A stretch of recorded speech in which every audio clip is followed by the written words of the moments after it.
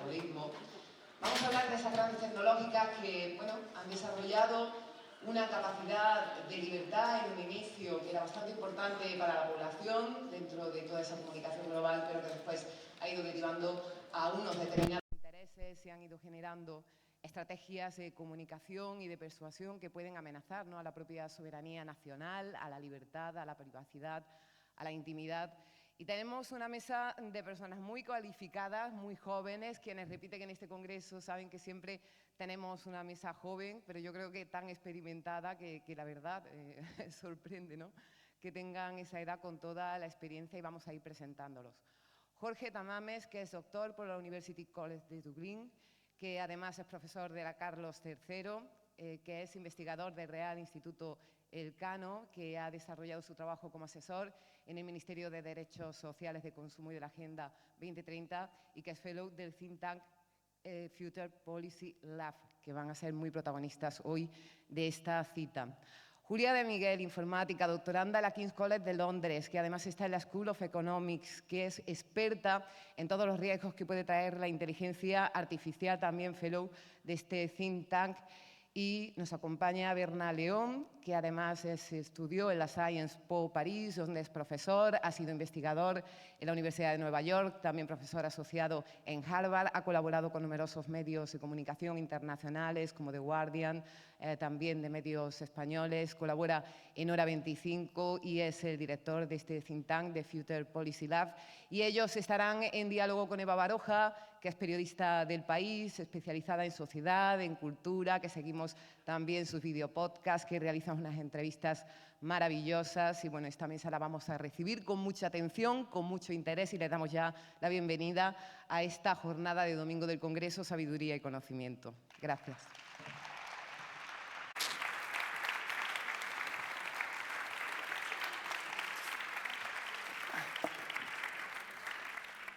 Bueno, muy buenos días a todos. Feliz domingo. Qué alegría volver a estar en Córdoba, qué alegría volver a estar en estos congresos del bienestar.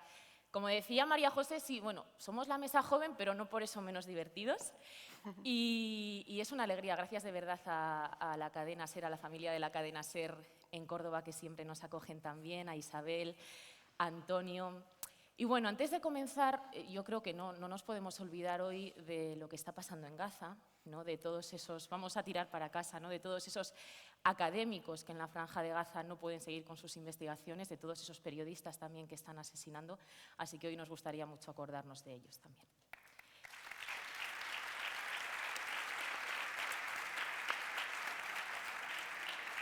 Nos contaban que algunos, sobre todo los que sois veteranos de los congresos del bienestar, tenéis mucho interés en la mesa que tenemos hoy durante esta mañana sobre tecnofeudalismo, que luego entenderemos muy bien en qué consiste esta teoría, este término.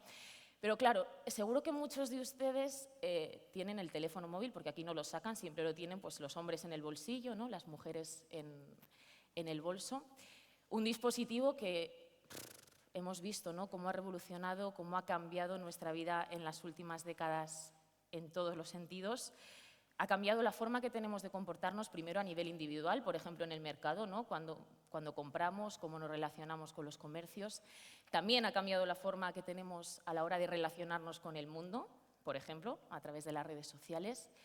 Y, por supuesto, ha cambiado y mucho la forma que tenemos de acceder al conocimiento, que precisamente, ya saben, estamos en los congresos del bienestar, de sabiduría y de conocimiento. Por eso hoy queremos entender muy bien qué implican todos esos conceptos, todas esas ideas que, por ejemplo, en el país estamos leyendo todo el rato, ¿no?, guerra híbrida, algoritmo, desinformación, por supuesto, que es el gran temazo de este siglo, redes sociales, derechos digitales, tecnócratas, Elon Musk. Y queremos entender cómo está cambiando el mundo, esta revolución tecnológica, pero sobre todo cómo está debilitando las democracias liberales, ¿no?, los sistemas democráticos. Eso nos importa mucho hoy. Y todo va a ser a través de entender esta teoría del tecnofeudalismo, que tiene adeptos, tiene otros teóricos, ¿no?, que la defienden mucho. Sin duda es un término polémico, pero vamos a entender primero, si les parece, lo que supone este término, y para ello nos lo va a explicar muy bien Berna León. Berna acaba de llegar de Estados Unidos, de estudiar en Harvard, donde ha sido profesor. Él ha vivido allí, además, la victoria de Donald Trump, entonces sabe muy bien qué es lo que se cuece en el país donde están los grandes magnates tecnológicos. Claro, Berna, tecnofeudalismo, esto suena muy de la Edad Media. ¿Qué quiere decir exactamente este término, no? ¿De qué hablamos? Si me lo permites, yo creo que empezaría diciendo lo siguiente. Tengo dos buenas noticias. ¿Queréis que empiece con la buena o con la mala? Con la buena, vale. La buena noticia es que quizá el capitalismo, como lo conocemos, está acabado. ¿Queréis saber la mala? Antes de que aplaudáis, porque veo a alguno aplaudiendo. La mala es que quizá lo que venga sea aún peor, ¿vale? Y voy a intentar explicar el porqué. Esta palabra tecnofeudalismo, y como decías tú, Eva, combina dos conceptos que a priori son, de alguna forma, si no contradictorios, pues no encajan bien, ¿no? La idea de tecnología, ¿no?, que asociamos en este momento con la era digital y pues, feudalismo, ¿no?, que es una palabra que nos recuerda, obviamente, a periodos de nuestra historia mucho más oscuros, ¿no? Entonces, ¿por qué no es anacrónica esta idea de tecnofeudalismo? Bueno, esto ha sido un término que ha aparecido en la academia en los últimos 5 años aproximadamente, a partir del trabajo de numerosos académicos, pero me voy a centrar sobre todo en la aproximación de Cédric Durand, que es un economista francés, que viene a analizar las características de las plataformas y de la economía que han generado los últimos años, ¿no? Que evidentemente es una economía de la cual nadie se escapa. Yo quiero hacer una muy rápida encuesta. ¿Cuántos aquí, levantad la mano, usáis Facebook o tenéis una cuenta de Facebook? Vale, una buena parte, diría 2/3 del público. ¿Cuántos aquí usáis WhatsApp a diario? Todo el mundo. Bien, estas plataformas son ejemplos de esta nueva era que se ha descrito como tecnofeudalismo, y voy a explicar muy rápidamente el porqué para más o menos establecer algunos de los términos del debate. Lo que Durand y otros autores argumentan es que el capitalismo se basaba en unas ciertas lógicas que tenían que ver, por ejemplo, con la extracción de valor de los trabajadores en el proceso de producción, ¿no? El capitalista, es decir, quien poseía los medios de producción, el empresario, ¿no?, contrataba a personas y a partir de la generación de valor con su trabajo, pues se enriquecían. Y esos beneficios generalmente se reinvertían en la propia empresa para seguir así creciendo. Lo que Durand dice, con estas plataformas que, como hemos visto ahora mismo, nos tienen a todos de alguna forma dentro, este proceso de extracción de plusvalía se ve sustituido por otro proceso distinto, que es el de extracción de rentas, ¿no? Nosotros, en lugar de ser trabajadores en estas grandes plataformas, es porque creo que ninguno de nosotros paga por estos servicios, nos volvemos casi como esos trabajadores del feudalismo, ¿no?, que de hecho no eran ni siquiera trabajadores en términos estrictos, no eran siervos. Nosotros obtenemos una relación, entramos en una relación de casi encomienda con, pues, Zuckerberg, ¿no?, si estamos en Facebook, y a cambio Zuckerberg va extrayendo de nosotros ciertas rentas, ¿no?, que le permiten, por ejemplo, vender publicidad a precio de oro, ¿no? Además, hay otros elementos, además de esta idea del rentismo, ¿no?, aunque diría que es la más importante.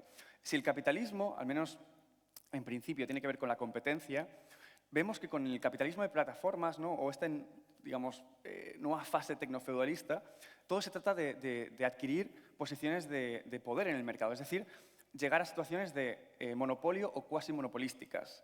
Es decir, a ti Zuckerberg te mete en su red de Facebook y una vez que entras, desarrollas tus amistades ahí, tienes tus fotos de toda tu vida subidas ahí, es muy difícil que te marches, ¿no?, porque has pagado un coste de entrada muy fuerte. Eso genera situaciones de casi monopolio, donde ya la competencia libre que existía con el capitalismo, al menos en principio, ¿no?, en términos ideales, deja de existir. Por otra parte está la parte del rol que juega el Estado. El Estado, durante el capitalismo, tiene un rol de árbitro, ¿no? En teoría tiene que establecer las reglas del juego, aunque evidentemente los mercados son artificiales, los crean los Estados. Pero en esta nueva fase, y piénsese sobre todo en el enorme poder que tienen los magnates de la tecnología, los Estados tienen casi una posición de sumisión, es una posición donde tienen que o bien resignarse a las decisiones que toman las plataformas. Pienses en el contenido, la regulación de contenidos extremos, ¿no?, como ha sucedido con la compra de Twitter, o digamos, la extracción de datos de los ciudadanos, O, en el peor de los casos, y creo que vamos a hablar hoy bastante de ello, vemos alianzas entre los políticos más oscuros, los que representan no una posición conservadora con la que podamos tener diferencias, sino una vuelta a principios reaccionarios, una contestación de la idea de democracia y, en última instancia, un esfuerzo por avanzar el autoritarismo. En estos políticos hemos visto un esfuerzo claro por entenderse con estos magnates de las plataformas y ponerlas a su servicio. En resumen, podemos hablar de tecnofeudalismo porque la relación económica ha dejado de ser una de extracción de plusvalía a través de nuestro trabajo para convertirnos en siervos de estos señores que tienen latifundios, que se llaman Facebook, o se llaman Twitter, o se llama Instagram, o se llama WhatsApp. Y, por otra parte, tecnofeudalismo porque el Estado deja de tener ese rol de árbitro y ser apartado, o dejar de tener más poder que las empresas y tener que resignarse a lo que deciden estos nuevos señores feudales de la era digital. Pero bueno, lo voy a dejar ahí para no enrollarme mucho y lo tenemos algo con lo que empezar. Esta teoría, uno de los que la desarrolla es Varoufakis, exministro y economista griego. Y yo les voy a leer unas pocas líneas, ¿no?, de su libro, que se llama Tecnofeudalismo, el sigiloso sucesor del capitalismo, en línea de lo que comentaba Berna, ¿no? Dice, el capital en la nube consigue desempeñar 5 funciones que antes estaban fuera del alcance del capital tradicional. Capta nuestra atención, fabrica nuestros deseos, nos vende directamente sin pasar por los mercados tradicionales lo que nos ha hecho desear, fomenta el trabajo proletario en los centros de trabajo y crea una ingente mano de obra gratuita. Claro, Jorge, tú que has estudiado también la teoría política, que has sido asesor del Ministerio de Derechos Sociales hace poco, ¿estamos ya en este proceso? O sea, ¿esto ya no se puede revertir? ¿Estamos inmersos en esta tendencia del tecnofeudalismo? Bueno, en primer lugar y ante todo, me quiero sumar a los agradecimientos a las organizadoras, a todo el público que estáis aquí. Siempre es un placer venir a estas jornadas. En respuesta a tu pregunta, yo a veces tengo dudas de si tecnofeudalismo es el término más útil para describir este nuevo fenómeno, pero sí, sí que creo que es una etapa que es nueva y que también es preocupante, ¿no? Es nueva por lo que ya habéis mencionado, que es esta combinación de teléfonos, teléfonos que todos llevamos encima a todas horas, con unas redes sociales que funcionan como un oligopolio y que minan tu atención, ¿no? Es verdad que estamos como en un panel de jóvenes y es como, bueno, ¿qué opinan los jóvenes? Como pues que los teléfonos están mal, que las redes no me gustan y a lo mejor alguien dice, bueno, pues no parece muy joven el joven que han traído. Si este escéptico dijera esto, bueno, es verdad que yo la semana que viene cumplo 36 años, la juventud... Que ya no eres tan joven, vamos. Es un poco relativo, efectivamente. Pero esto es como, creo que si cogieras una persona con la mitad de mi edad o una persona con el doble, te diría, o sea, creo que este sentimiento es muy compartido, ¿no? De que es una etapa nueva y que es inquietante. Que es inquietante en términos de las consecuencias políticas que tiene, pero también a un nivel personal, pues las consecuencias psicológicas, ¿no?, e incluso antropológicas de esta nueva etapa del capitalismo. Entonces, si el escéptico que me imagino quisiera afinar un poco más, podría decir, bueno, pero está muy bien, pero eso siempre ha pasado. Siempre que hay nuevas tecnologías, hay pánicos morales, ¿no? Y la gente dice, va, este cacharro nuevo. Si tú vuelves incluso a Platón, en uno de los diálogos, en el Fedro, Sócrates aparece y clama contra una nueva tecnología que dice es que ya los jóvenes ya no son capaces de memorizar, se han perdido las viejas costumbres y esa tecnología que denuncia a Sócrates es la escritura. Claro, porque cuando tú escribes algo en un papel ya no tienes que memorizarlo como en la tradición oral y dice, bueno, pues tú lo pones ahí y eres un vago, no tienes que volver. A ver, yo creo que como la escritura, pues bien, no es una mala invención. Pero es verdad que siempre pasa, si tú te echas 100 años atrás, cuando apareció la radio en los años 20, pues había crónicas que decían, es que la gente con este cacharro que lo tiene en su casa y suena todo el rato, no se calla y suena jazz por la radio. Entonces la gente no puede escuchar el jazz sin volverse neurótica y como hay que detener estas invenciones, ¿no? Entonces, podrías coger toda esta lista de ejemplos para decir, bueno, pues con los teléfonos nos pasa eso y ya nos acostumbraremos. Pero yo creo que no, que hay una diferencia cualitativa Bueno, y una diferencia que se basa en 3 factores fundamentales. El primero es que el teléfono lo llevas encima todo el tiempo. No es como una radio o una televisión, incluso, que lo consumías con más gente en tu casa, en un entorno específico, sino que a todas horas te puede interrumpir. En segundo lugar, que cuando te interrumpe, como habéis también empezado a esbozar, lo hace con contenidos que están diseñados específicamente para ti como persona, ¿no? Es decir, cuando abrimos una aplicación, una red social, lo que vemos cada persona es diferente porque esa red social sabe lo que queremos y busca minar nuestra atención de una manera específica. Y en tercer lugar es nuevo porque, como creo que tendremos ocasión de hablar, la gente que controla este tipo de plataformas y dispositivos son un puñado pequeño de hombres que, bueno, pues por decirlo eufemísticamente, pues su compromiso con la democracia liberal en el último año, año y medio, se ha visto un poco comprometido. Entonces, estas 3 cosas, cuando las juntas, creo que sí que son nuevas y que deberían causarnos preocupación. Que tienen mucho dinero y mucho poder. José María Lasalle, que ayer le pudieron ver en la mesa sobre migración, él siempre repite un mantra, lleva muchísimos años también estudiando este tema, y dice: la revolución tecnológica, los algoritmos van a acabar con la democracia liberal tal y como la hemos conocido hasta ahora, ¿no? Como también apuntaba Jorge. Pero claro, Julia, tú estás estudiando el doctorado en informática en Londres. ¿En qué consiste realmente un algoritmo, ¿no? Explícanos cómo funciona para sentar esa base y entender bien por qué es tan peligroso eso que llamamos algoritmo. Algoritmo, ¿no? Sí, bueno, primero de todo también quería agradecer a las organizadoras, encantada aquí de hablar de algoritmos. Sí que es cierto que la palabra algoritmo está por todas partes, pero no sé hasta qué punto se sabe realmente lo que es. Y es un término que está un poco mitificado. No es como, el algoritmo, las redes sociales. Pero, ¿qué es eso realmente? Pues como ha dicho Eva, yo estudio informática, así que voy a intentar definirlo de una manera un poco clara para intentar democratizar hasta lo que se pueda qué es realmente lo que está pasando detrás del algoritmo y por qué en las redes sociales es preocupante hasta cierto punto. Tampoco eso, no quiero tener un pánico moral, como ha dicho Jorge, pero si se usa mal, puede estar mal. Entonces, a ver, un algoritmo es un concepto informático que sirve para resolver un problema muy bien definido. Es unos cuantos pasos que hay que seguir para resolver un problema que una persona quiere, pues eso, resolver. Voy a poner primero un ejemplo muy básico, que es la suma. La suma, tú quieres dar cierta información, que son unos números, y quieres que se añadan para tener pues, una solución a la suma, ¿no? Entonces, el algoritmo lo que hace es que tú le das cierta información, por ejemplo, le das un 15 y un 9, ¿no? Y entonces va a decir 15 más 9, ¿cómo es? 9 más 5, 14, me llevo una, 5 más 1, tal. Entonces, eso sale con el 24. ¿Vale? Entonces, un algoritmo es algo al que le das información, la procesa y te devuelve esa información ya procesada. Vale, esa es la cosa más básica. Pero ahora en redes sociales, ¿cómo se aplica eso? Pues como estamos hablando, las redes sociales tienen un modelo de negocio que se basa en ordenar el contenido, por ejemplo en YouTube, de los usuarios para poder recomendar, por ejemplo, los vídeos. Aquí, ¿todos estamos familiarizados con YouTube, más o menos? Sí, vale, entonces, ok. Entonces, ¿qué hace el algoritmo de YouTube?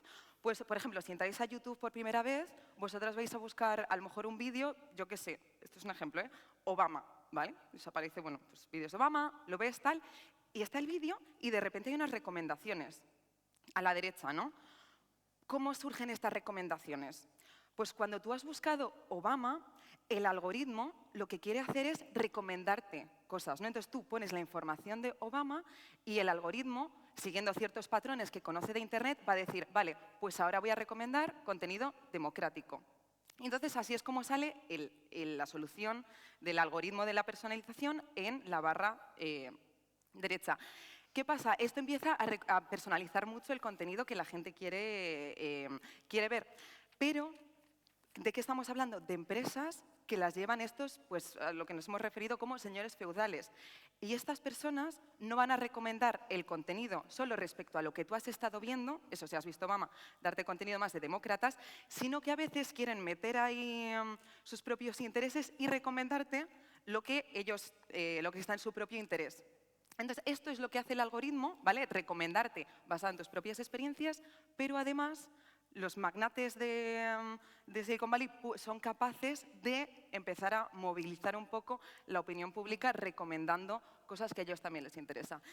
Esto es al algoritmo. Entonces, claro, Julia, viene Elon Musk, que aparte de ser uno de los hombres más ricos del mundo, es propietario de X, lo compró hace unos años, y nos cambia el algoritmo, ¿no? Y entonces es capaz de intervenir en las elecciones alemanas, intervenir en las elecciones americanas con la victoria de Trump. Yo me pregunto, Berna, ¿por qué nadie controla esto? ¿No podemos controlar a este señor? ¿Cómo es posible que nadie vigile, ¿no?, estas injerencias políticas? Sí, bueno, nos lo preguntamos todos, ¿no? Y yo creo que este año lo que veía en Estados Unidos era eso, que la gente tenía una sensación de impotencia viendo las intromisiones constantes en política de estos señores neofeudales, ¿no? Como lo queramos llamar. Bueno, yo aquí creo que abundaría en una idea, y es que el algoritmo te conoce en ocasiones mejor de lo que te conoces tú a ti mismo. Y ahora respondo a la pregunta de por qué no se le controla. Había un caso bastante sonado en Estados Unidos, que fue cuando Target, que es, para que nos entendamos, el equivalente a, pues, no sé, el Corte Inglés o el Carrefour, pero a lo bestia en términos de representación territorial en Estados Unidos, le recomendó a un adolescente ropa de bebé, y ese adolescente dijo, ¿por qué me sale a mí esto? Y 2 semanas más tarde descubrió que se había quedado preñada. Entonces, esto es porque, basado en tu consumo en el supermercado, el algoritmo es capaz de adelantarse a lo que tú ya sabes. Porque, evidentemente, cuando tú compras en Target, tienes una cuenta, llevas ciertos artículos, ciertos ítems en tu bolsa, sales y entonces dices, uy, mucho chocolate aquí, helado de chocolate, esto son cravings, o sea, esto es apetito tal.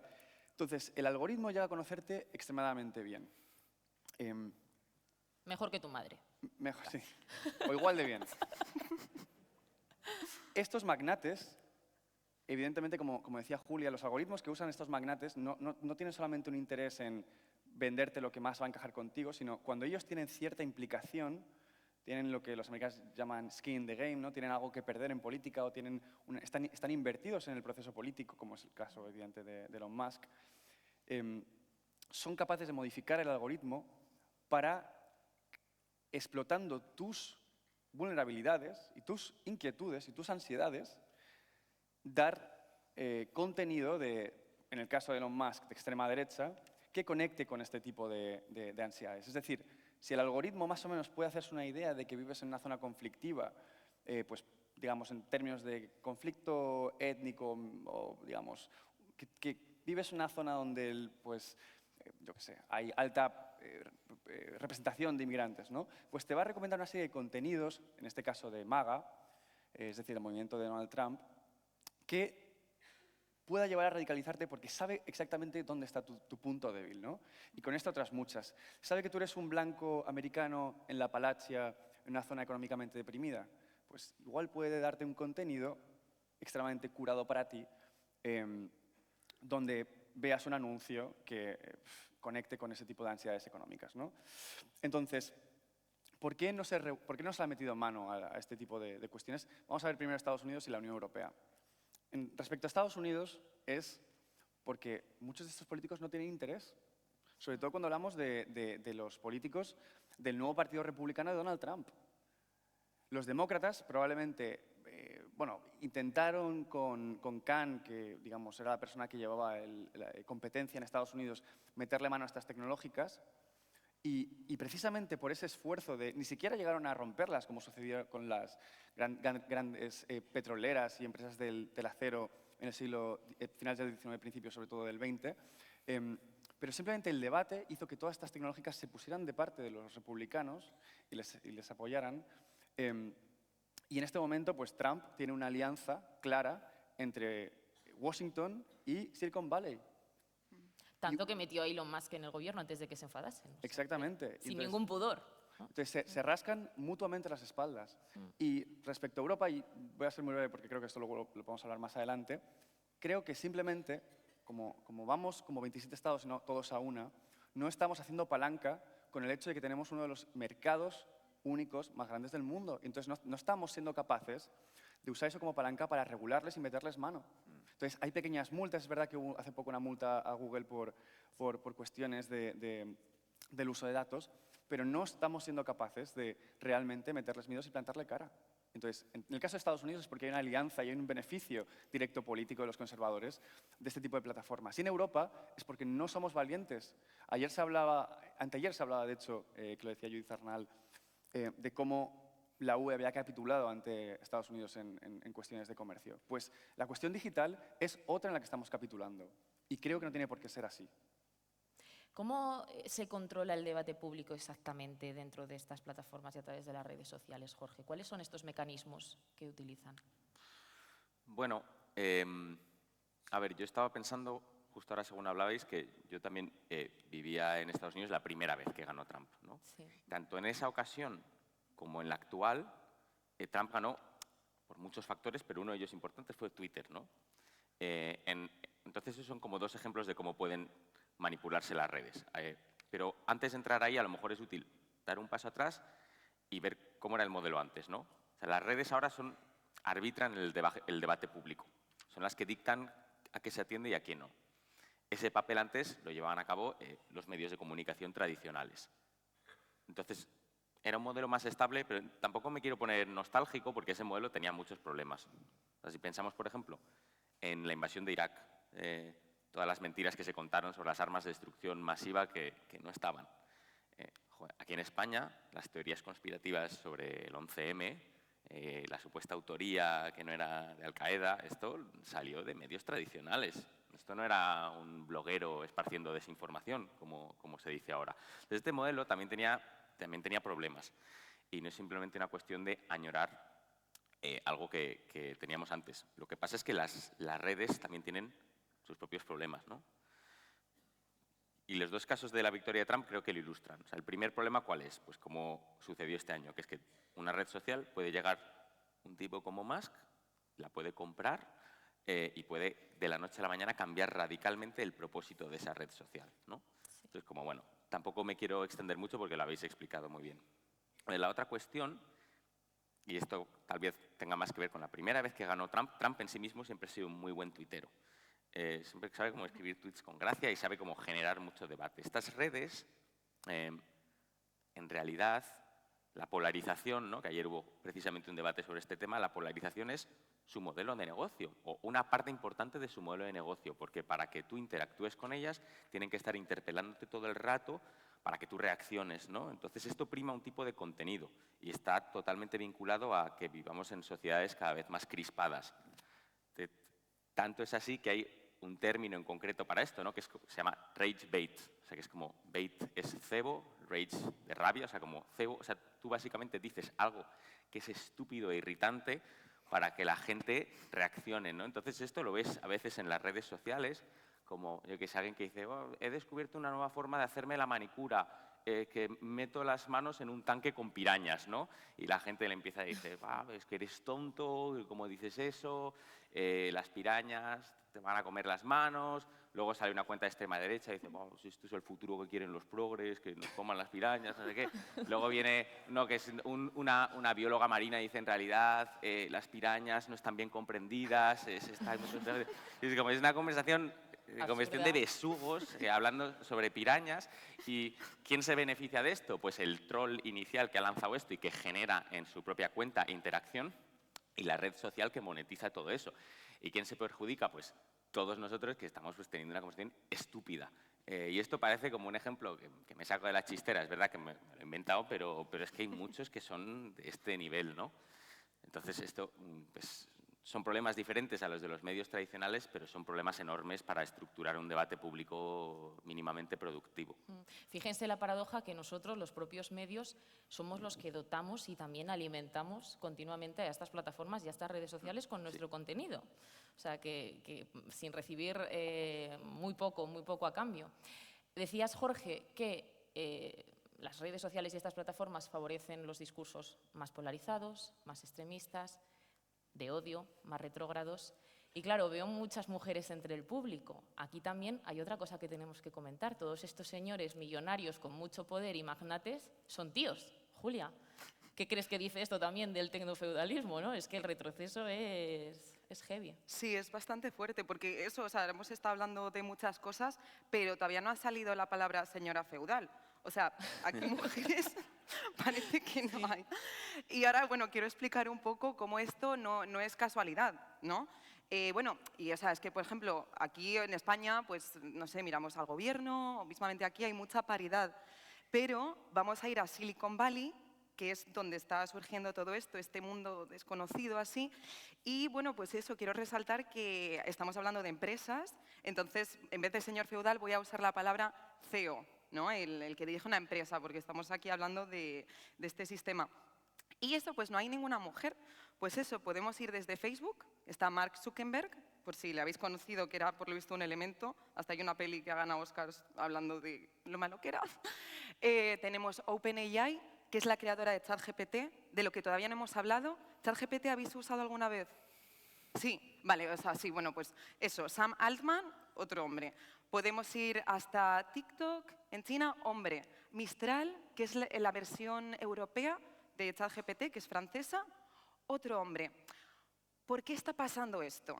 Pues quiero dar como 3 puntos, sobre todo de por qué en Silicon Valley no hay mujeres, que es algo bastante problemático. Y bueno, también en el resto del mundo, dentro del mundo de la informática. Pues primero es la educación, yo creo. O sea, las mujeres hoy en día no están estudiando informática, que es lo que te lleva a poder crear inteligencia artificial. ¿Qué pasa? Si miramos a los años 80, el 40% de las estudiantes de informática eran mujeres. Pero ha pasado algo, porque ahora son solo el 15%. Estamos yendo hacia abajo. O sea, las figuras que pueden motivar a una mujer a querer estudiar informática casi no existen. Claro, dicen, está Elon Musk. Y dices, pues yo no quiero ser como él, obviamente. Entonces, ahí hay algo que sucede, está mal. Y antes de terminar, quiero explicar un poco cómo el modelo de las empresas de Silicon Valley sistemáticamente no permite a las mujeres que entren, ¿vale? Esto es porque estas empresas son startups, que son pequeñas empresas que intentan tener un crecimiento muy rápido en muy poco tiempo, ¿vale? Son empresas un poco informales, ¿vale? Y aquí está la clave. La igualdad de género se ha conseguido en gran medida gracias a tener normativas que permitan una igualdad de condiciones a los hombres y a las mujeres. Por ejemplo, en medicina, en derecho. ¿Qué pasa? Cuando tienes startups, son unas empresas que solo se mueven por el networking. O sea, tenéis a hombres estudiando en Stanford, la universidad al lado de Silicon Valley, que dicen, vale, quiero dinero, y entre ellos van a los potenciadores, financiadores, ¿no? Se empiezan a llevar muy bien porque hablan, pues eso, videojuegos, tal, y toma, dinero, te voy a financiar, Facebook. ¿Qué pasa? Llega una mujer del 15% que ha estudiado informática, va a hablar de una idea que tiene para una startup y estos dicen, me. Y este es el problema. No hay mujeres creando startups de IA, ni mujeres que estén dando dinero a gente que quiera crear startups de IA. Entonces tenemos un problema súper sistemático, ya termino, perdón, pero en el que es que no hay mujeres desde el principio, desde la educación hasta cómo se generan estas empresas y hasta el dinero que está yendo a las empresas. Y lo que hemos dicho es que esto tiene una cantidad de capital que nos tenemos que centrar en estas barreras sistemáticas de género, porque señoras feudales no es que quiera, pero tampoco hay. Sí. Gracias. Yo Jorge. estoy muy de acuerdo con lo que dices y además, según lo decías, me he puesto a pensar que en realidad es en este sector, pero curiosamente 2 de las como compañías o iniciativas que van muy a la contra de las dinámicas actuales de Twitter, de Facebook y demás, que están pensando en Blue Sky, Signal, las 2 dirigidas por mujeres. Que me parece que a lo mejor no es anecdótico, no sé. Bueno, tal vez un motivo pequeño para el optimismo, pero todavía pequeño. Y con todo lo que esto supone a la hora de cómo nos imponen su visión sobre el mundo y todos estos discursos más retrógrados y más autoritarios. Claro, hemos hablado de Facebook, de Twitter, de TikTok, de Instagram, de Google, de ChatGPT, pero también hay otras empresas que, bueno, no les quiero asustar, de defensa, ¿no? Y de industria relacionada con la defensa que son tecnológicas y que están trabajando también en otro tipo de iniciativas y de proyectos. Y estas no aparecen tanto en los medios de comunicación. Berna, ¿quiénes son estas empresas y qué están tramando?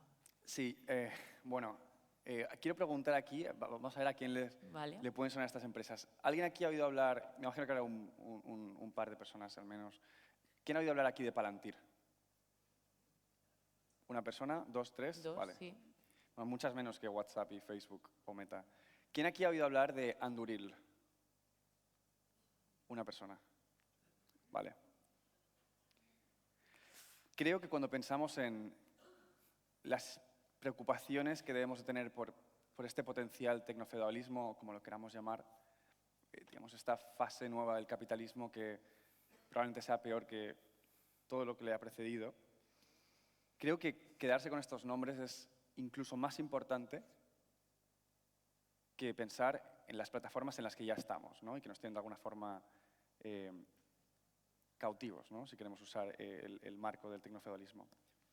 Y es porque, pese a que siempre ha existido, bueno, no siempre ha existido, desde la Segunda Guerra Mundial ha existido una industria, un complejo militar industrial, ¿no?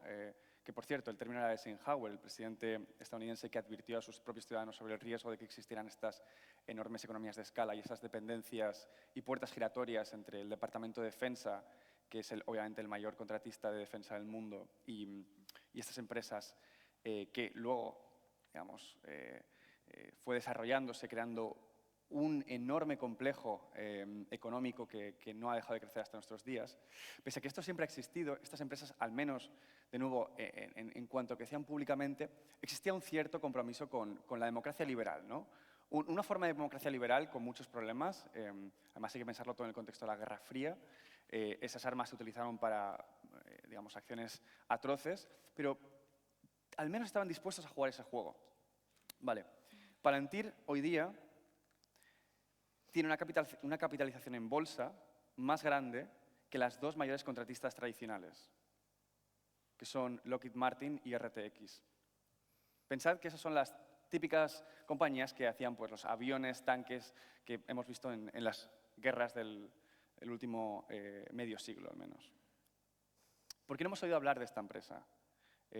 ¿Y por qué debemos introducirla, digamos, en este debate?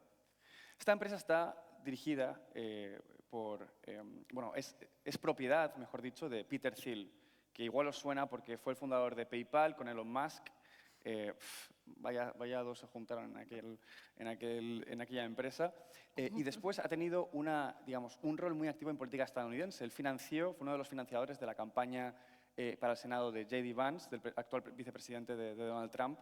Y no solo eso, tiene numerosísimas apariciones públicas en las que abiertamente dice: es hora de terminar con la democracia liberal.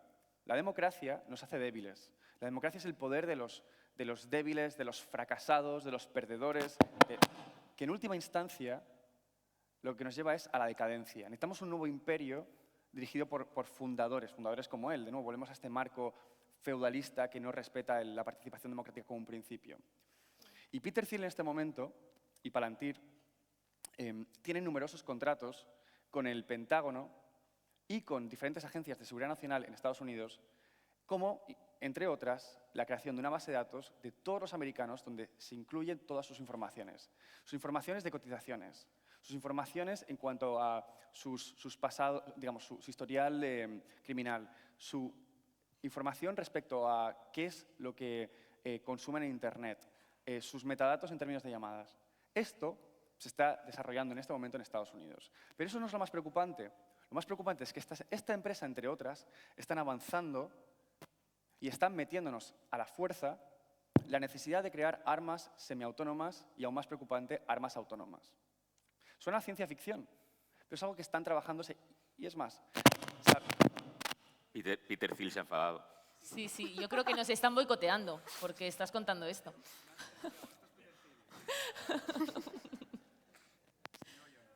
No. A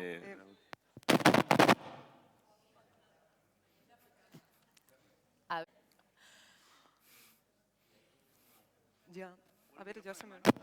Sí, a ver si nos pueden traer un micrófono de mano, para que... Yo creo que va. Que ahora además venía la parte de los robots asesinos, o sea que... ¿Así mejor? Mira, lo he arreglado. No quiero explayarme mucho, pero es que me parece muy preocupante, porque creo que si hiciéramos aquí una encuesta y si permitiéramos a la gente opinar democráticamente, poca gente estaría a favor de las armas autónomas y semiautónomas. Nadie quiere que un robot tome la decisión sobre si te asesinan o no en una guerra, o te matan o no en una guerra. Nadie quiere que haya robots que te puedan perseguir en la que no estés en una situación de igualdad, ¿no? Y estas compañías están avanzando en una narrativa usando tópicos de la Guerra Fría, de una guerra armamentística donde tenemos que armarnos para proteger Occidente, para normalizar y convencer al público norteamericano de desarrollar estas armas autónomas, al mismo tiempo que dicen abiertamente la democracia nos trae sin cuidado, la democracia es un régimen fracasado, necesitamos hombres fuertes. Esto no es casualidad y además, si miramos cuáles son las referencias que tienen en términos de qué citan, ¿no? cuando le tienen que dar nombre a sus empresas o a ciertos productos. ¿Quién aquí ha visto Terminator, la típica película de los 70 y 80? Levantad la mano si ha visto Terminator. Vale. ¿Quién ha visto Blade Runner? También, levantad la mano. Vale. Estos son distopías. ¿Sabéis qué es lo preocupante? Que cuando estos líderes van a entrevistas, dicen, sí, bueno, o sea, ¿qué estáis creando? ¿Como Skynet? Y se ríen y dicen, sí, como Skynet, exactamente, esa es la idea. Es una distopía. O sea, es una película que te advierte sobre los riesgos de generar este tipo de tecnologías y para esta gente son sus propias referencias. Las distopías de los últimos 30 años se han convertido en el horizonte para esta gente. Con lo cual es importantísimo que estén en el debate y sobre todo que seamos conscientes de que si no les controlamos en los próximos 20 años o 10 años incluso, no va a haber manera de hacerlo más adelante porque tendrán sus propios ejércitos privados. El tecnofeudalismo no solamente existe por la relación que ya tenemos de servidumbre con los señores de las plataformas en las que estamos. También podemos hablar de tecnofeudalismo en el sentido de que el monopolio de la violencia que han tenido los estados modernos está a punto de perderse, porque todos estos líderes de estas empresas están a punto de desarrollar ejércitos que solo responden ante ellos, no ante estados. Y eso es un enorme riesgo para la democracia, en Estados Unidos, pero también aquí. Julia, tú has estudiado mucho este tema junto con Berna, ¿no? Sí, justo. Quería hablar un poco más de Palantir y cómo todo esto pues, suena, claro, o sea, distópico. Pero tienen unas estrategias muy buenas, porque resulta que Palantir ya ha colaborado con el gobierno británico a través de la NHS, que es el servicio médico público. ¿Por qué? Porque no se venden como solo, aunque también como una empresa de, pues eso, de guerra, tal, sino que dicen, nosotros ofrecemos servicios digitales. Que claro, todo el mundo quiere eso ahora, ¿no? Y sobre todo los gobiernos. ¿Qué pasa? Palantir ayudó al Reino Unido durante el COVID, ¿vale?, a recoger datos de británicos para que no hubiese tantos contagios. ¿Qué pasa? Sí, se empieza a normalizar la colaboración entre Palantir y el gobierno británico hasta que ya llegue el punto de entrar a defensa. Pero eso tiene una estrategia muy clara, no son tontos, tienen un discurso para cuando haga falta y hasta el punto que es, vamos a ayudar a vuestros servicios públicos. También, es que es muy fuerte cómo se está normalizando este tipo de colaboraciones. Hemos hablado de la dominación política, la dominación armamentística, pero es que también hay una dominación económica, porque yo no sé si se acuerdan, antaño, ¿no?, cuando, yo eso no lo he vivido, pero a las chicas les dejaban entrar a una discoteca, siempre se decía, no, claro, es que no pagan porque la mercancía son ellas, ¿no? Eso se decía, lo he oído yo mucho a mis padres. Claro, pues aquí en las redes sociales, fíjense, esta metáfora, ¿no?, es muy parecido.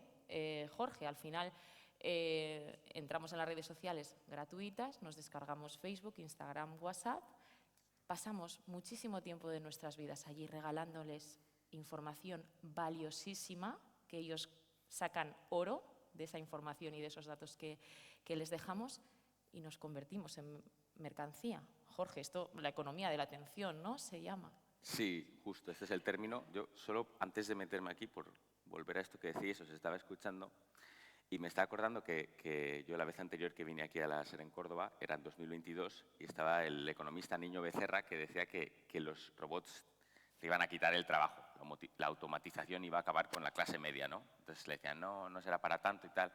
Y él estaba aquí sentado y dijo, os pongo un ejemplo, meted en YouTube robot que hace pizzas. Entonces sale un robot que hace pizzas mejor que cualquier pizzero y esto es el futuro.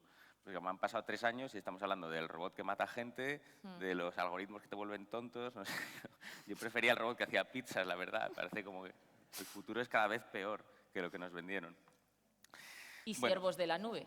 Sí, eso es. Entonces, esta cuestión de la economía de la atención, que yo creo que es un término que explica bien cómo es el mundo actual en el que vivimos. En realidad, el término lo inventa un economista que luego gana el Nobel, Herbert Simon, en una conversación en 1971, o sea, que viene de lejos.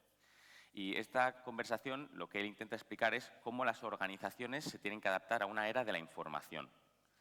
Entonces, la diferencia entre información y atención es muy interesante. Él hace un símil, dice, bueno, es que, mira, mis vecinos le compraron unos conejos al niño para que estuviera entretenido. Los conejos eran macho y hembra y 3 años después todo el vecindario está infestado de conejos, ¿no? Entonces dice, vale, en mi vecindario vivimos en un mundo superabundante en conejos. Eso es un mundo donde escasea pues, las hierbas, las plantas, las flores, el césped, porque todo se lo comen los conejos, ¿no? Entonces dice, ahora vivimos en una era de la información. La información es superabundante y además se le asigna un valor económico, como es un poco la clave de una era de información. Eso tiene que ser una era en la que también falte otra cosa escasee. ¿Qué es lo que escasea? Él dice, lo que escasea es la atención. Una forma muy elemental de definir la atención es como el recurso que todos empleamos para procesar información. Es eso, es exactamente eso. La diferencia entre información y atención, ¿no? Este relato de Borges de Funes el Memorioso, que es un personaje que solo le sobrecarga la información, tiene una memoria tan prodigiosa que tarda un día en recordar otro día, porque no tiene la capacidad de atención de procesar. Entonces él dice, mi memoria, Señor, es como vaciadero de basuras, está sobrecargado. Entonces, la atención es un recurso cada vez más valioso y por eso lo hemos convertido en una mercancía. ¿El problema cuál es? Y aquí quiero detenerme un momentín, que es que la atención podría contar como lo que un economista político del siglo XX, que se llamaba Karl Polanyi, describía como una mercancía ficticia. Eso quiere decir que es algo que yo presento como que tiene un precio, pero en realidad estoy creando una ficción, porque no es simplemente, por ejemplo, yo tengo un níspero. El níspero da frutos y yo los llevo al mercado. Cuando convierto esos nísperos, que pues era una fruta, la vi crecer, la protegí de un pájaro, pero cuando la llevo al mercado la convierto en mercancía. Eso quiere decir que estandarizo todos los nísperos, son todos iguales e intercambiables, valen lo mismo y los despersonalizo. Esto es muy útil para el desarrollo económico de una sociedad comercial, es muy dinámico. El problema es que hay cosas que no quieren ser tratadas así. Por ejemplo, las personas, ¿no? Si tú a un trabajador o a una trabajadora le dices, pues si al níspero le dices te voy a cambiar el precio porque ahora vales menos, el níspero no te va a contestar, ni tiene grandes opiniones al respecto, pero si le haces eso a una persona, generas una serie de consecuencias laborales, económicas, sociales y políticas que son de calado. Puede parecer un poco abstracto, pero el 15M la gente salió a la calle después de una devaluación inmensa salarial en toda España y decía, no somos mercancía en manos de políticos y banqueros. Es exactamente esto. Entonces, la atención la hemos convertido en un bien de mercado, se compra y se vende en mercados de atención. Tú puedes comprar clics, ¿no? Usan la expresión eyeballs, como globos oculares, la atención de la gente que mira una cosa, tu publicidad, cuando en realidad la atención, igual que la fuerza de trabajo, que es lo que haces con tu vida, la atención es una de las cosas que nos define como personas. ¿A qué tú prestas atención? Es a las cosas a las que les das tu cariño, tu cuidado, tu inteligencia hasta cierto punto. Tengo que decir que esta comparación de la atención como mercancía ficticia no es mía, es de una académica que se llama Zoe Sherman. A mí me parece muy útil, pero sirve para entender por qué nos es tan doloroso a veces o tan enajenante cuando te extraen la atención, ¿no? Las metáforas que se usan para esto son muy reveladoras. A veces se habla como de fracking, que estas compañías hacen fracking de la atención. El fracking es como la fractura hidráulica cuando tú separas en el proceso de extraer petróleo, como el crudo de la roca, inyectando el agua a presión, ¿no? Pues esto es lo que las redes sociales hacen dentro de nuestras cabezas, te marean todo el rato y de hecho el modelo que emplean es el de las máquinas tragaperras.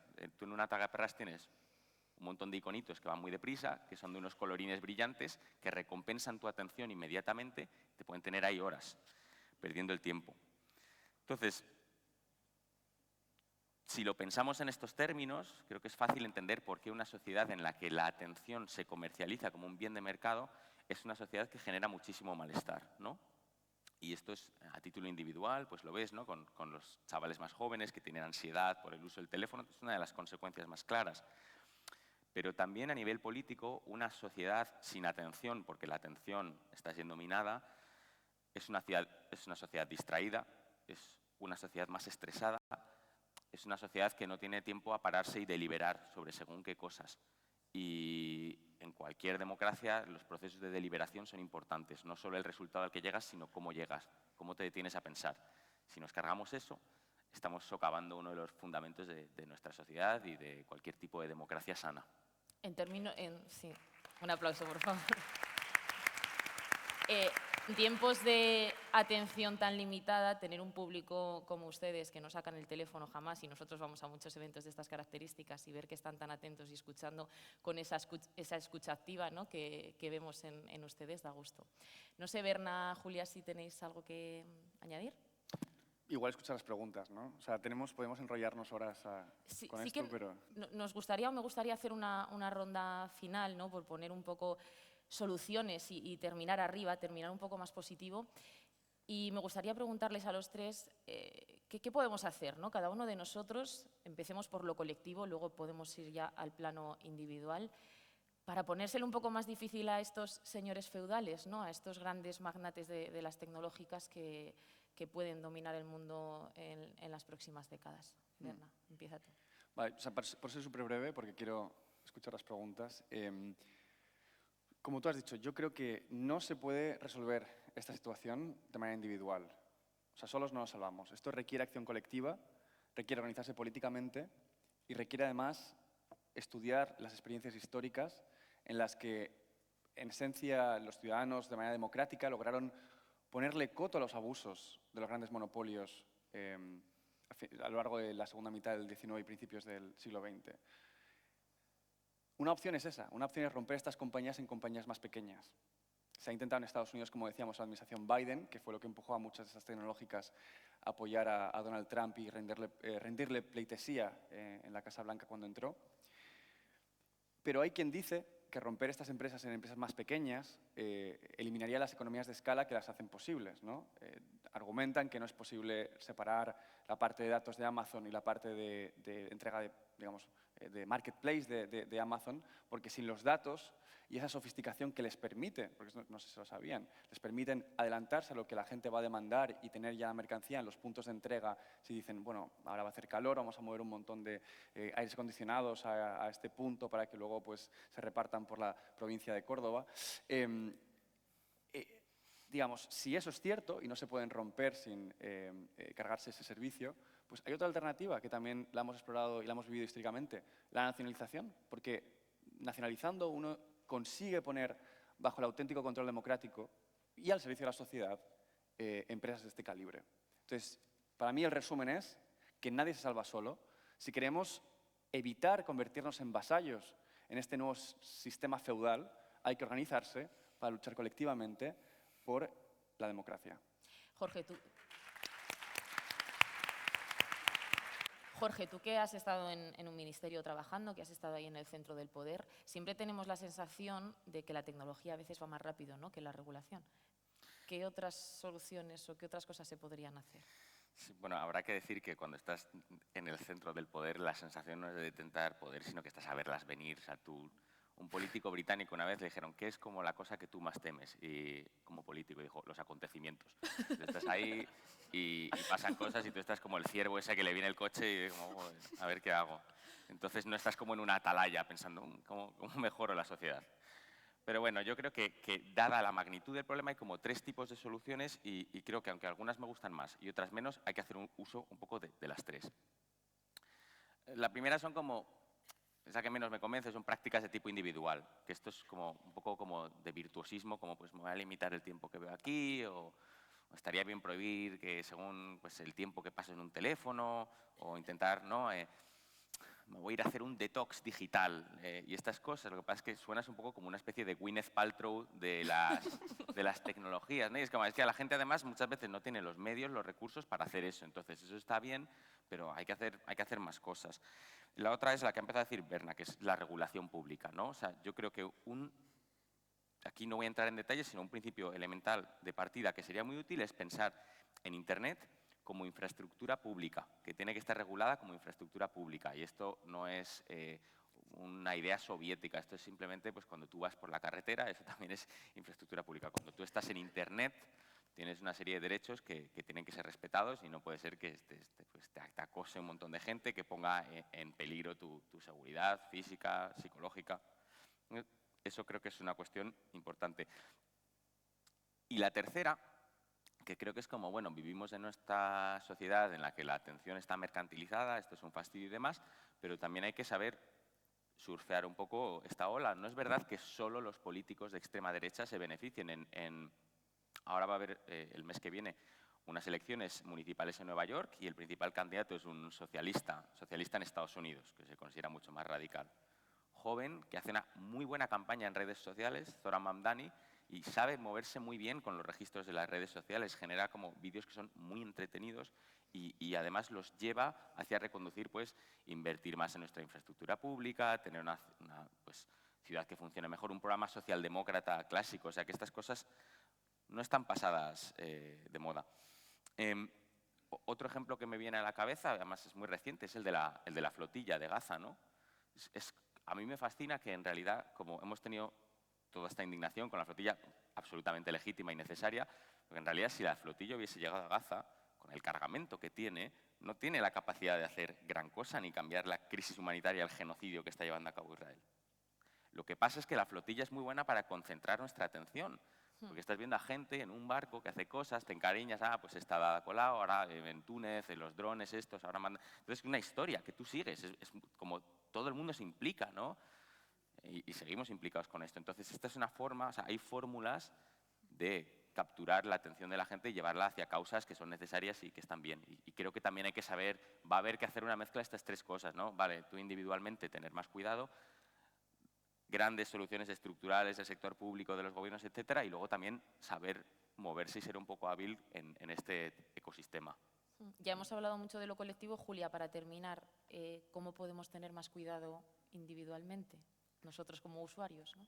Sí, yo sí que creo que como usuarios podemos en nuestro día a día hacer cosas.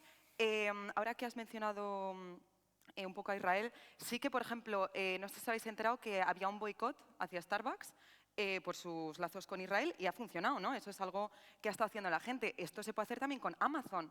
Por ejemplo, en nuestro día a día, si queremos evitar este monopolio, ¿por qué seguimos comprando en Amazon? Bueno, yo lo evito, pero ¿por qué está ahí? Entonces, podemos incentivar a la gente en su día a día a imaginarse un mundo diferente. Porque no encuentres algo fácilmente, puedes intentar aún así ir a tiendas, intentar encontrar algo que no sea pues, la respuesta fácil de Amazon. Luego aquí, como he estado explicando un poco, pues hay términos que a lo mejor pues, intimidan un poco, como el algoritmo, pero sobre todo para los pequeños y también los mayores, estos términos no son tan difíciles de entender. Nos lo intentan vender así, pero puede haber cierta educación, también sobre todo para la privacidad de datos, en la que la gente en su día a día puede intentar, pues, aunque sea difícil, que no nos roben los datos. Por ejemplo, no aceptando las cookies. Entonces sí que hay ciertas cosas individuales que yo creo podemos hacer y pueden tener luego un resultado colectivo. Yo añado, como periodista, volvamos a los medios tradicionales, no solo accedamos a los medios de comunicación a través de las redes sociales, ¿no? Y que el algoritmo nos lo hagan los periodistas en las portadas de los periódicos y no el señor Elon Musk desde Estados Unidos y desde su posición de súper mega millonario poderoso. Bueno, vamos a abrir el turno de preguntas. Tenemos muchas ganas de escucharles. Así que, bueno, por aquí tenemos una delante. No sé si le pueden acercar el micro. A ver. ¿Cómo se llama? Mariana. Pues encantada. Buenos días y muchas gracias por estar aquí, por este lujazo de conferencia, en la que yo creo que todos hemos aprendido mucho. Y mi pregunta un poco, se hablaba de la nacionalización, de las políticas públicas y legislaciones que pueden protegernos, porque yo creo que al final va un poco por ahí. Y a mí me da un poco de miedo cuando escucho eso. Por un lado, me da calma en el sentido de, bueno, si quien nacionaliza es Jacinda Ardern en Nueva Zelanda, me quedo tranquila, pero si quien nacionaliza es Donald Trump en Estados Unidos, como ha pasado con Elon Musk con Twitter, pues tiemblo de temores, ¿no? Entonces, ¿cómo podemos garantizar realmente, si es que se puede, ¿no?, que al final las políticas públicas y legislaciones que se lleven a cabo no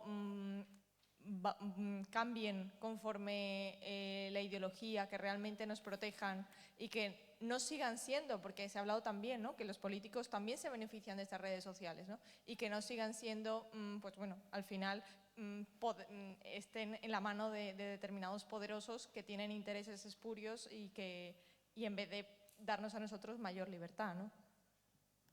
Berna, o Jorge, o Julia. Vale, sí, ¿Berna? sí, luego tú tienes algo que decir para pasarte así un poco el...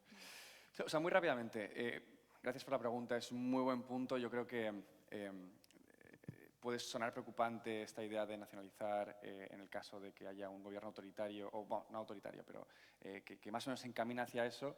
Y además, yo creo que nos puede sonar un poco aquello de Hugo Chávez, ¿no?, caminando por las calles diciendo expropiese, ¿no? Puede parecer aquí que yo estoy proponiendo que entremos en Meta o en las oficinas de Musk y empecemos expropiese con todo.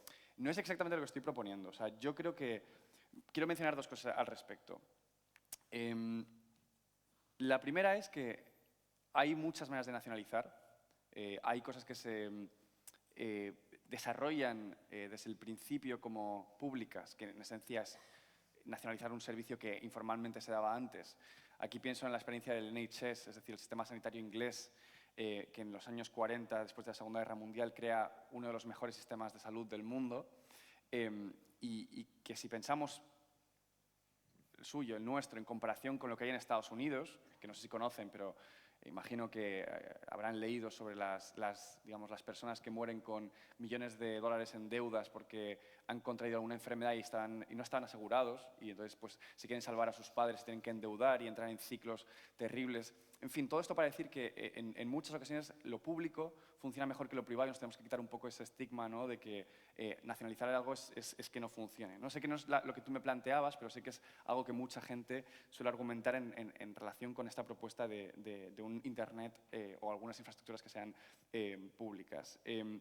Luego, respecto a la cuestión específica de Estados Unidos, o sea, evidentemente que si Trump nacionalizara esto sería un problema, pero es que no lo va a hacer. Él tiene interés en mantener esto como el feudo de Musk y de cada uno de estos magnates, porque le convienen. Pero yo estoy pensando más en términos de qué puede venir después, ¿no?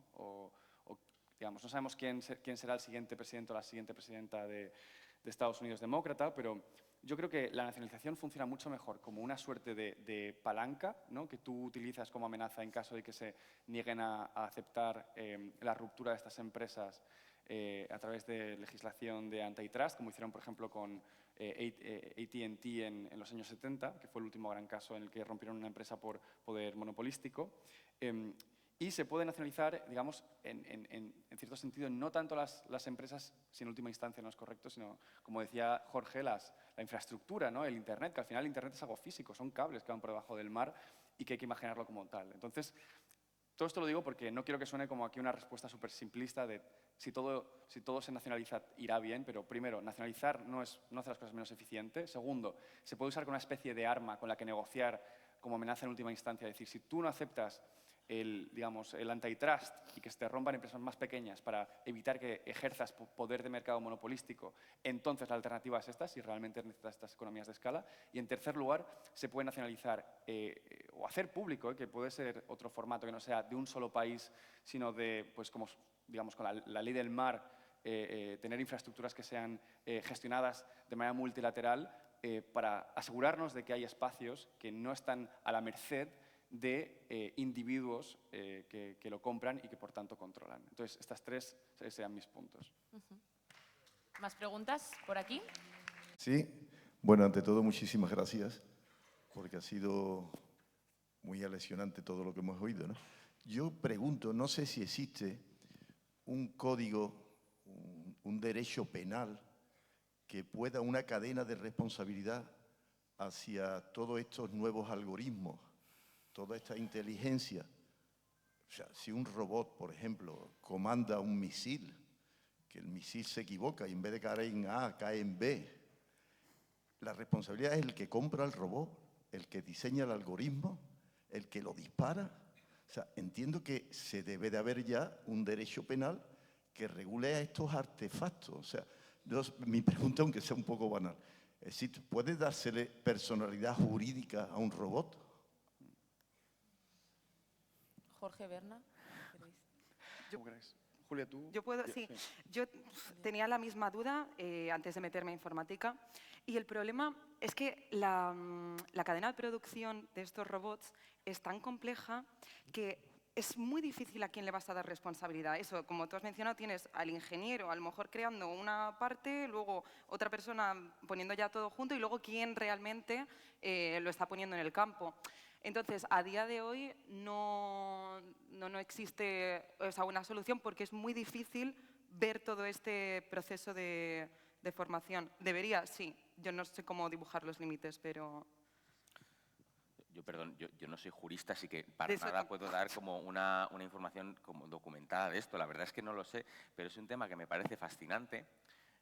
Cuando hablabais de los robots que matan a gente y demás, robots asesinos. Pues yo tenía, cuando vivía en Estados Unidos, un amigo que era oficial de logística y como le gustaba llevar mucho la contraria, decía, no, sí, yo estoy totalmente a favor de estos robots porque nosotros tenemos nuestro ejército de robots asesinos y los chinos harán el suyo y el día que haya una guerra que se maten entre los robots y que me dejen en paz, que yo hice el tour en Afganistán.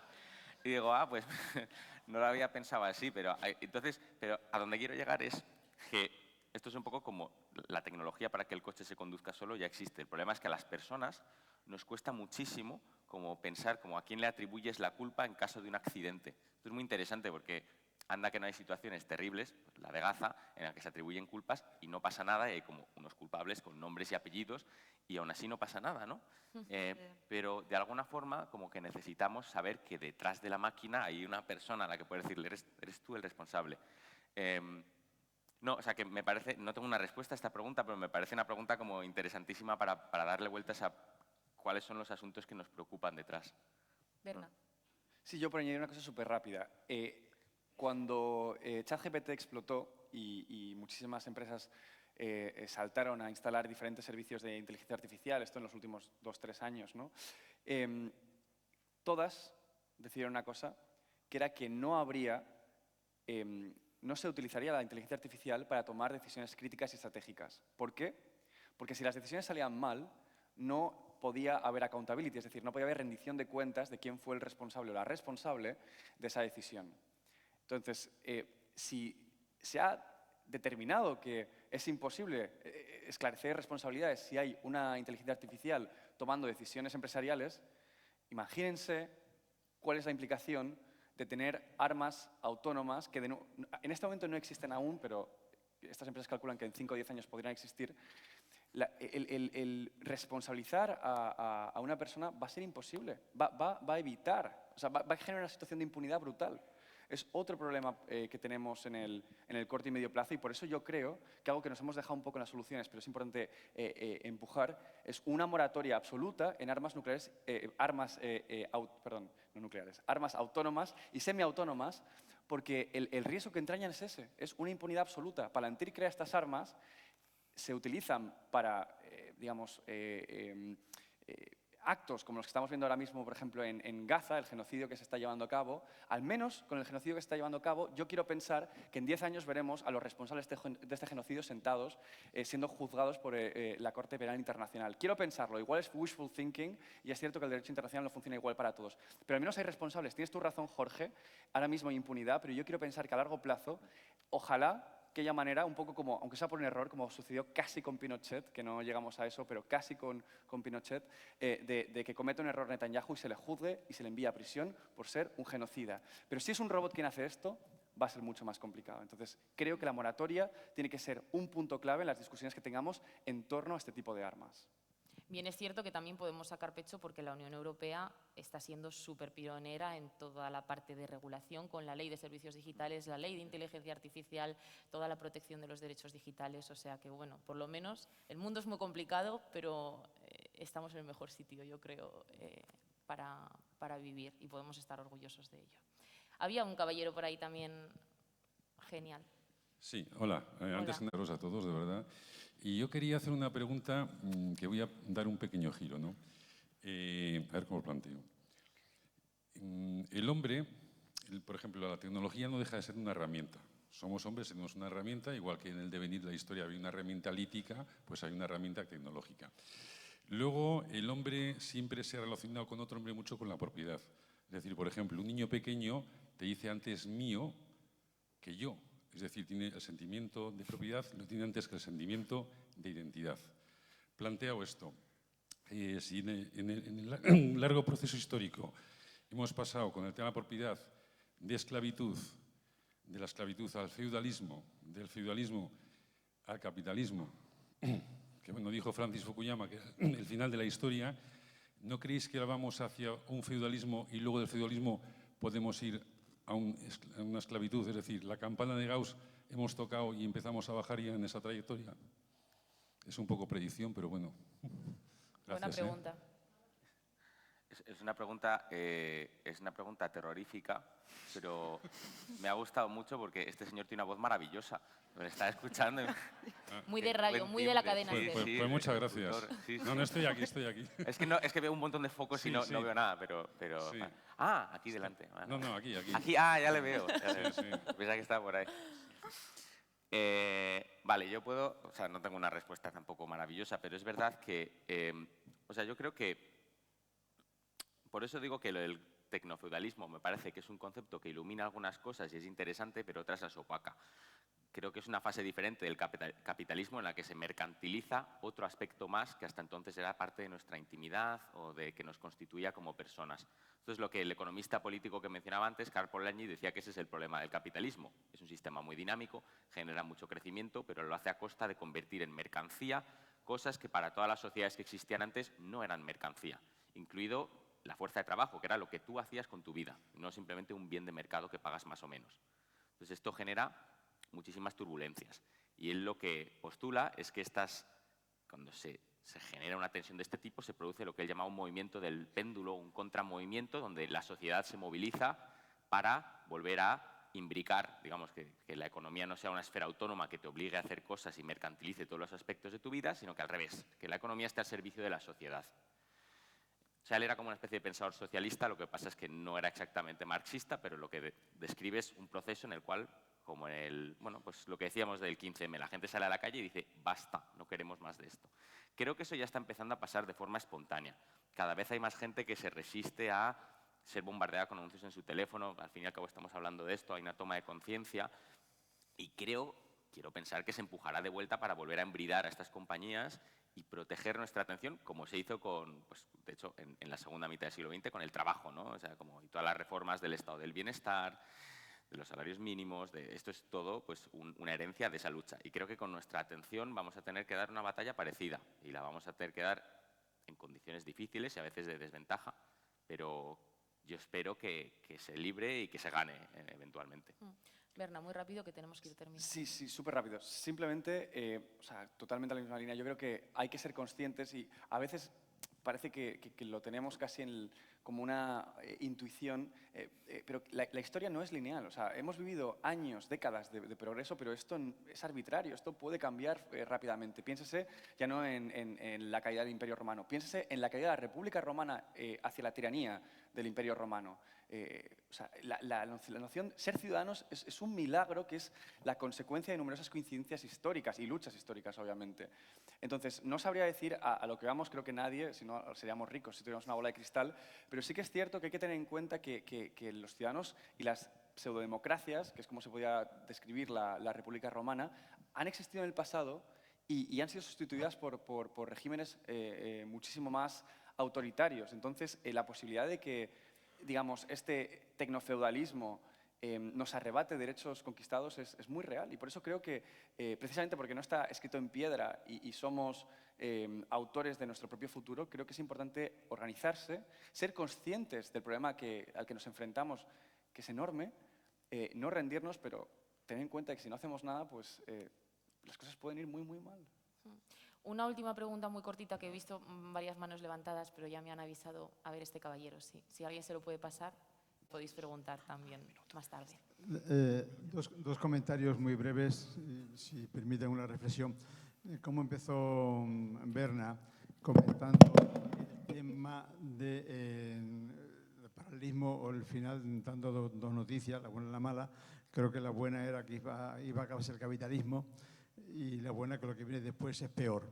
Yo creo que el capitalismo, si lo entendemos como una forma de usar o manipular los medios de producción, no va a acabar nunca. Porque salimos ahí fuera ahora, vamos a un mercado y vemos un coche y eso está hecho con mano de obra y eso nunca va a acabar. Lo que sí es cierto que paralelamente estas nuevas tecnologías de las que estamos hablando aquí hoy pueden usarse bien o mal para ayudar a que ese capitalismo sea más o menos malo. Creo que el capitalismo nunca va a acabar. Y finalizando, lo que ha comentado ella, de qué podemos hacer frente a esto, el poder, creo que también esta tecnología que estamos hablando aquí ahora, la ha creado el hombre, el ser humano, como decía el compañero, y el ser humano también puede acabar con ellas. ¿Cómo? Tengo aquí Facebook y si lo abro pone desinstalar. Si yo lo hago no pasa nada. Pero si lo hacemos 1 billón de personas, 1.000 millones en el mundo, nos cargamos a Zuckerberg. Sin duda. Ayer se dijo aquí que Facebook ya es una comunidad de 2.000 millones de personas, más grande que la India y casi que China. Pero creo que el poder siempre está en el ser humano, que es el que manejamos esto. Y lo que hemos creado lo podemos destruir también. Tan simple como abrir, poner aquí, desinstalar y ya está. Y se acabó. Es mi idea. Utilicemos ese poder, ¿no, Berna?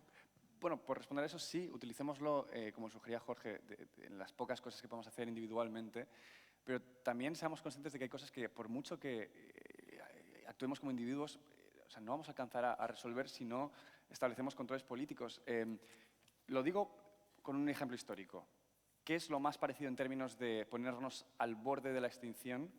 ¿Qué es lo más parecido que ha existido a las armas autónomas? Las armas nucleares. Pensamos que las armas nucleares están bajo control, pero ha habido 29 casos, si no me equivoco, no me lo he preparado, o sea que estoy hablando de memoria, donde ha habido broken arrows, ¿no? Flechas rotas se traduciría, que son eventos en los que de manera, por casualidad, falta de información o digamos, malos cálculos por parte de políticos, ha habido un accidente nuclear. 29 ocasiones, que podrían, muchas de ellas, haber llevado a la guerra nuclear y, por tanto, la destrucción del mundo como lo conocemos. De nuevo, somos el producto de múltiples coincidencias que nos han llevado aquí al nivel de riqueza y de organización social que tenemos hoy día. Entonces, como todo esto es tan frágil, yo insistiría en que sí, hay cosas que podemos hacer individualmente, pero hay que tomarse muy en serio el poner bajo control democrático el desarrollo de estas armas que están a punto de ser una realidad. Estamos a 5 o 10 años de que sean una realidad. Entonces, pensemos en el caso nuclear. El riesgo que ha entrañado es mucho mayor del que pensamos hoy día. No podemos cometer el mismo error con las armas autónomas. Ojalá no lo cometamos. Muchísimas gracias a todos y nos vemos muy pronto.